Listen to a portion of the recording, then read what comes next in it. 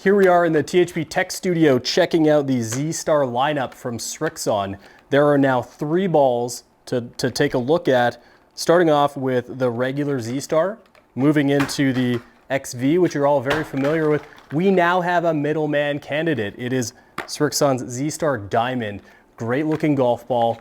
I'm curious to see, does it actually fit in between the two and what kind of performance we'll get out of them. However, we have a rogue candidate here. This is number 1, Divide, blue on one side, yellow on the other. It's the Q-Star Tour.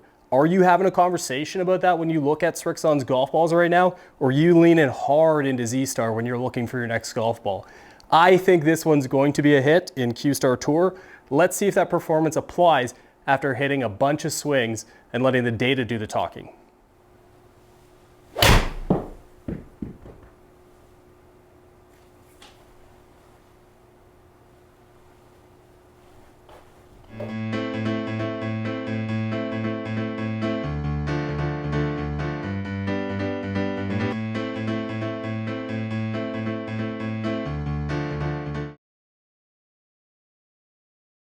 So we were in the tech studio today talking about the new Z-STAR lineup, and by new I mean Z-STAR Diamond coming into the fray here.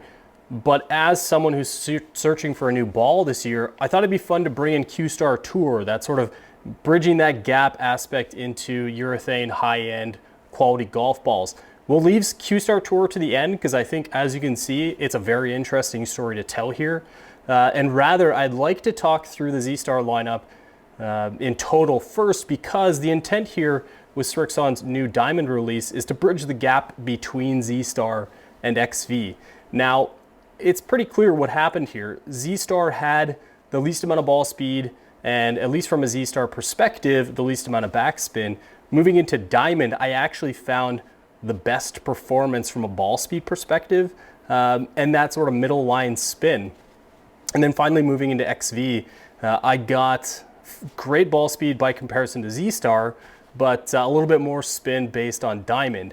So I would imagine you'll go out there and hit them for yourself and maybe see a little bit different from me. Some people will enjoy XV more. Some people will be thrilled with the regular Z-STAR.